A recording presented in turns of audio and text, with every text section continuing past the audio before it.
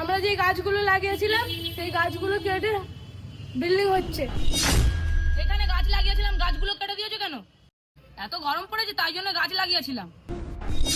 গরমে যদি অতই অসুবিধা তাহলে বাবাকে বল একটা এসি করে দিলিতে। আমার তো এসি কেনার ক্ষমতা নেই, তাই জন্য গাছ লাগিয়েছিলাম যাতে গরমটা কমে। আরে অতই যদি গরমের সমস্যা তাহলে গ্রামের দিকে যা, ওইখানে অনেক গাছপালা আছে, সেখানে হাওয়া খাবি।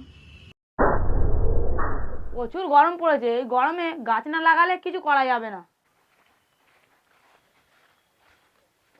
কি কথা হচ্ছে তোদের? এত গরম পড়েছে, গাছ লাগাতেই হবে। দেখ না এইটুকু আসতে গিয়ে কত ঘেমে গেছে। চল তাহলে গাছটা লাগিয়ে আসি।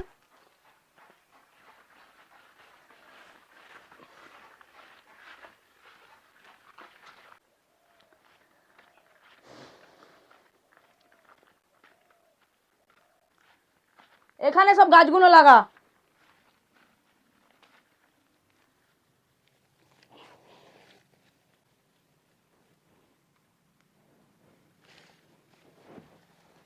গাছগুলো লাগাচ্ছি, এইবার গরমটা কমবে। হ্যাঁ রে, আমার দাদাও বলেছে গাছ লাগালে গরম কমে। দাদা প্রচুর গরম পড়েছে বলো। হ্যাঁ রে, প্রচুর গরম পড়েছে। এখন গাছ লাগাতে হবে, গাছ লাগালে গরম কমবে, বুঝেছিস? গাছ তো লাগিয়ে দিয়েছি, এবার বাড়ি চলে যাই।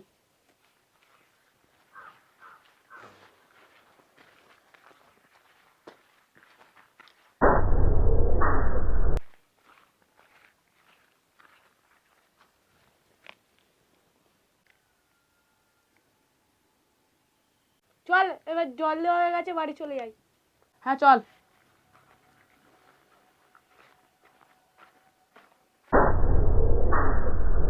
একটি অস্বাভাবিকভাবে বড় সাদা বডি নিয়ে গঠিত, যার পরে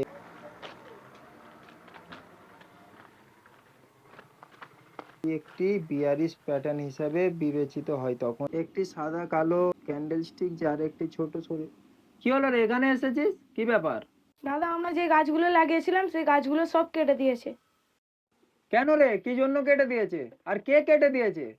আমরা যেই জায়গায় গাছ লাগিয়েছিলাম ওই জায়গায় ফ্ল্যাট হচ্ছে, ওই জন্য কেটে দিয়েছে। আচ্ছা, তোরা দুজন তাহলে বস, তোদের সাথে কিছু কথা আছে।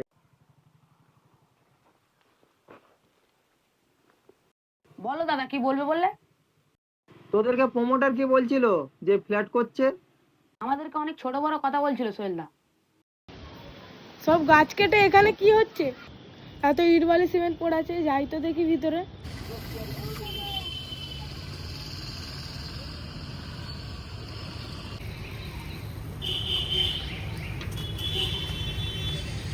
সব গাছ কেটে এখানে কি হচ্ছে? আরে এখানে গাছ কাটি করে বিল্ডিং হয়েছে। তুমি এসব গাছ কেটেছো কেন? আমি ওইসব জানি না, মালিক জানে। মালিক কখন আসবে? মালিক বিকেল 4টের সময় আসিব। আমি বিকেল 4টার সময় আসছি, সবাইকে ডেকে নিয়ে মালিকের ব্যবস্থা হবে।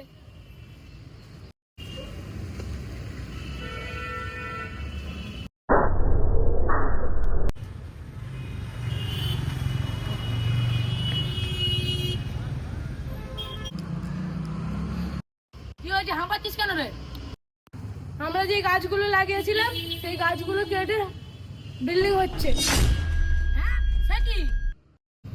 হ্যাঁ, তোরা সব চল। ওই চল তো দেখি।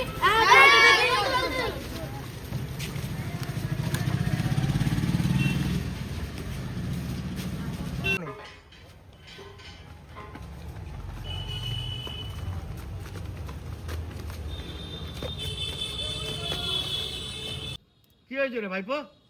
এখানে গাছ লাগিয়েছিলাম, গাছগুলো কেটে দিয়েছো কেন? আরে ভাইপো, এখানে তো বিল্ডিং হবে, তুই জানিস না?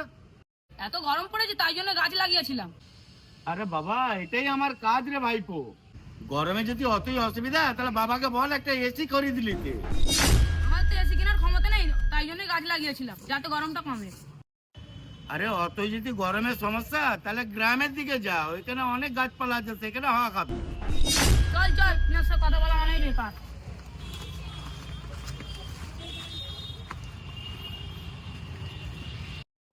মানুষ তো এখন পয়সা পয়সা করে পরিবেশকে নষ্ট করে ফেলছে, জানিস এগুলো?